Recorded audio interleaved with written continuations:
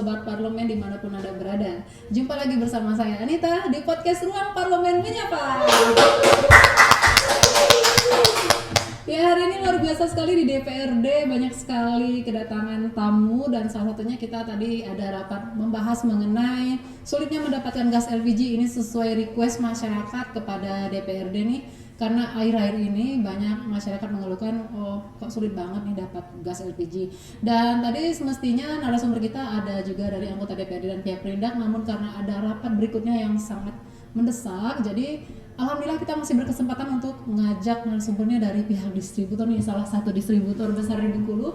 Telah hadir bersama kita ada Mbak Sasmi dari PT Elisa Meriani Jaya. Benar. Ya, ini mbaknya ya. Hai. Selamat siang Mbak Sasmi. Siang. Nah, kita langsung to the point aja nih. Tadi kan kita udah rapat nih, semua pertanyaan masyarakat, hampir semua yang dikeluhkan masyarakat itu tadi udah disampaikan kepada pihak Perindak dan juga distributor. Tadi juga distributor menjelaskan. Tapi tentunya masyarakat perlu tahu nih, saat ini kan yang sedang berkembang, kok susah banget sih dapat gas LPG? Apakah pasokan ini dikurangi, Mbak? Khususnya untuk wilayah Rejang Lebong nih. Oke, baik. Di sini saya akan langsung jelaskan ya. Sebenarnya kita tidak ada pengurangan di sini, hanya saja kita penertiban untuk subsidi tepat sasaran yang dimana subsidi itu tidak boleh dijual kembali. Jadi pada dasarnya pengecer itu dilarang. Dan biasanya ada gejolak di masyarakat, harganya tinggi loh. Yeah. Harga dapat LPG tinggi sampai 35. Ada yang 40.000. Iya, sampai 40.000. Ya ternyata yang jual sampai 40.000 itu adalah titik pengecer. Sedangkan di sini dihimbau sebenarnya bahwa seluruh masyarakat itu harus beli LPG di titik pangkalan dengan membawa KTP, karena sekarang posisinya kita lagi dalam proses pendataan dan pencocokan data nanti di depannya, yang dimana pembelian LPG ini sudah terintegrasi dengan sistem dari website merchant apps, yang dimana saat ini kita proses pendaftaran. Setiap masyarakat wajib bawa KTP. Nah, kalau masyarakatnya beli di warung, gimana kita mau daftarkan? Dan gimana dia mau dapat subsidi nanti di depannya, seperti itu. Dan kita pertegas lagi di sini bahwa sebenarnya pengecer itu adalah hal yang dilarang, sebenarnya seperti itu.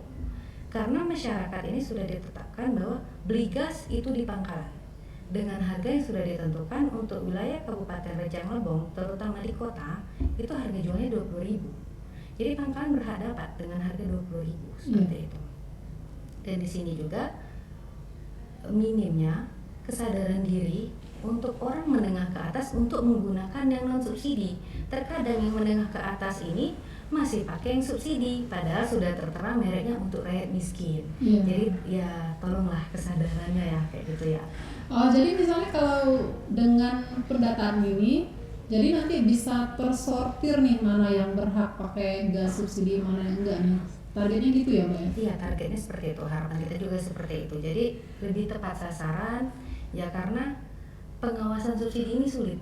Saya akui, pengawasan subsidi ini sulit, mulai dari pengecer, mulai dari segi harga itu sangat sulit. Dan belum lagi terkadang ada pemberitaan yang tidak sesuai. Seperti ini, terkadang permintaan gas lagi banyak. Sebenarnya tidak ada pengurangan. Permintaan kalau kita lihat sekarang, sekolah mulai buka, kantin mulai buka. Mungkin ada jenis-jenis penjual-penjual baru kan sudah mulai mencoba peruntungan dari segi perdagangan. Nah, jadi permintaan meningkat, tapi pasokan tidak ada dikurangi. Hanya saja panik buying yang terjadi di masyarakat, itu yang terjadi mungkin sekarang. Mungkin sama kayak minyak goreng kemarin tuh ya. Iya, benar-benar panik buying. Orang memanfaatkan untuk menjual dengan harga yang lebih tinggi. Ini nih yang di level pengecer nih. Iya, level pengecer. Kalau pangkalan kan dilarang ya. Dan pangkalan juga kan sudah ada aturan sendiri, sudah tertera di aturan bahwa pangkalan dengan SK Gubernur yang ada sekarang itu harganya sudah ditentukan. Jadi kan tidak mungkin pangkalan jual lebih tinggi seperti itu kan. Maksimal berapa nih kalau kita beli di pangkalan, Mbak? Kalau seingat saya untuk wilayah Kabupaten Rejang Lebong, untuk di kota itu di 20.000. Dan untuk yang di atas itu di 21.000. Berarti satu KTP cuman berhak membeli satu tabung ya, Mbak? Satu tabung, benar. Karena biasanya kan kalau usaha misalnya jualan gorengan, biasanya dia sehari kan butuh 6 tabung gitu nggak bisa ya Mbak ya? Sebenarnya kalau untuk penjualan-penjualan seperti itu balik lagi kita kerjasama sama Disperindak ya. Karena memang untuk penjual-penjual seperti itu kalau dia UM biasanya kan ada surat dari Disperindak. Nah itu bisa, kita kan LPG subsidi ini diperuntukkan untuk usaha mikro, rumah tangga, nelayan sasaran dan petani sasaran. Jadi kalau untuk pengakuan bahwa dia usaha mikro apabila tidak ada surat dari Disperindak atau yang membuktikan bahwa dia usaha mikro, ya pangkalan pun juga bingung memfilternya seperti apa. Jadi kita anggap pembelinya sama aja seperti pangkalan. Oh berarti nggak dibatasin semuanya ya Mbak ya? Yang penting kita ada surat dari Perindak, nanti bisa ditoleransi lah sama pangkalan Ya, itu. karena untuk saat ini kan masih pencocokan data juga terkait surat itu kan masih pencocokan data. Iya. Dan Perindak juga tahu ini adalah usaha mikro atau usaha menengah. Kalau mikro bisa dibantu, kalau dia sudah menengah seperti hotel, restoran, laundry itu kan sudah dilarang untuk penggunaan barang subsidi. Mereka diwajibkan untuk penggunaan barang yang non subsidi. Saya rasa non subsidi di Curup ini tidak sulit untuk dicari. Ya banyak kalau ini non subsidi. Banyak. Nah berarti memang kita nggak bakal menemukan lagi nih gas LPG di warung-warung ya. Biasanya kan ada di mana-mana nih, ada di warung sembako, kadang di konter HP pun ada yang jual gas LPG. Jangan ada lagi karena memang sejatinya barang subsidi itu tidak boleh dijual belikan kembali seperti itu. Berarti kalau ada yang bilang oh bisa dapat sini dia bukan pangkalan berarti itu ilegal. Ilegal kalau dia.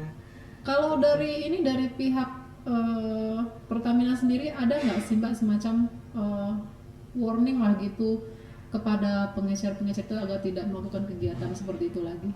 Sebenarnya warning itu memang Pertamina sudah mengingatkan kepada kita selaku distributor untuk memantau pergerakan pangkalan dalam penjualan subsidi seperti itu. Nah jadi sebenarnya kalau untuk pengecer kita sudah kasih tahu ke pangkalan dan sudah dihimbau berkali-kali itu tidak ada yang namanya pengecer. Hanya terkadang kita nggak tahu ya, mungkin pengecernya lebih pintar kayak gitu. Dia ngaku beli cuma 2 atas nama dia dan anaknya nggak tahu ya di pangkalan sebelah dia beli lagi. Seperti itu. Jadi itu tadi kedepannya kita harap dengan adanya pencocokan data ini di tahun 2024 sudah ketahuan dengan ada jatah-jatah subsidi yang ada di website tersebut dengan nomor KTP yang sudah didaftarkan sudah tahu oh ini masih ada kuota LPG atau enggak terhadap nomor KTP tersebut. Misalnya kan di dalam dalam satu rumah itu kan ada 5 orang nih yang punya KTP. Nanti beli sendiri-sendiri pakai KTP ini bisa dapat 5 tabung dia. Iya mungkin bisa jadi kalau untuk saat ini mungkin seperti itu yang terjadi. Dia bawa KTP tetangga, bawa KTP anaknya, bawa ini. Ternyata itu pengecer karena kita belum tahu. Karena itu tadi kita belum punya filter untuk itu. Jadi kita harap ya sistem ini nanti yang memfilternya. Jadi lebih tepat sasaran lah. Jadi bisa tersaring layak atau tidaknya menggunakan subsidi. Masa pendapatan gede tapi pakai subsidi kan nggak malu dengan rakyat miskinnya kan. Tera-tera di situ ditebalin lagi untuk rakyat miskin gitu. Iya sih Mbak. Ini juga tadi ada juga sih dari masyarakat menyampaikan sekarang harus beli di pangkalan, tapi kadang-kadang kami datang ke pangkalan stoknya nggak ada katanya, apa memang dikurangi atau memang ada hari-hari tertentu stok itu nggak masuk gitu Mbak? Jadi seperti ini kan sudah ditetapkan jadwal masing-masing ke pangkalan. Jadi terkadang pangkalan itu ketika datang bukannya nggak ada sebenarnya, terkadang memang kebetulan sudah habis dan belum masuk. Sebenarnya kita sudah menyuplai dengan posisi sesuai dengan jarak-jarak, sesuai dengan waktu masuknya dan sesuai dengan hari penjualan. Biasanya masuk hari ini, biasanya 3 hari kemudian habis dan kita bakal masuk lagi. Nah biasanya orang itu beli kebetulan lagi habis belum masuk lagi, itu aja sebenarnya. Kita nggak pernah mutus di pangkalan dan Pertamina pun tetap memantau ketersediaan stok pangkalan yang ada. Jadi kita pun tetap memberikan laporan ke Pertamina apabila pangkalan itu tidak ada stok lagi, tetap kita berikan laporan. Pangkalan masih ada stok, kita berikan laporan, dan Pertamina tidak pernah mengurangi itu tadi, mengurangi alokasi itu tidak pernah mengurangi. Kalau untuk di Curup sendiri untuk minggu ini aja Mbak, kalau dari PT Elisa sendiri untuk stok LPG itu masih cukup ya Mbak ya? Masih cukup, bahkan minggu ini kayaknya sudah ditambah sama Pertamina. Jadi mudah-mudahan dalam beberapa minggu ke depan kita tidak ada masalah lagi dan kedepannya tidak ada masalah lagi. Ini terjadi karena panik buying itu tadi. Ya, nimbun. Nimbun. Masyarakat yang nimbun, pangkalan yang dituduh nimbun. Ini Iya. pusing.